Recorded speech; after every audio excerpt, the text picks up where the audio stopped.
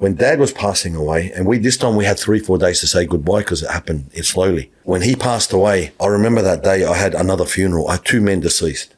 One was my dad and one was another man. They're both in the cool room. The mosque was packed. Thousands of people came for his funeral. I washed my dad first.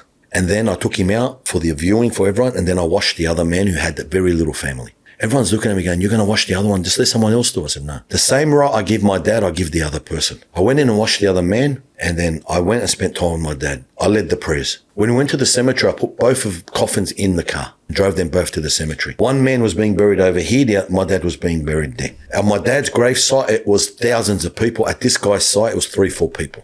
As I got to the T section at the cemetery, I looked. I said, no. I said, I know what my dad would have wanted. He would want this man first. So I turned left, went to this man's grave, jumped in the grave, and everybody at my dad's grave came over to this man's grave and started making prayers for this man they never knew. And I buried this guy's dad that I don't know, never met.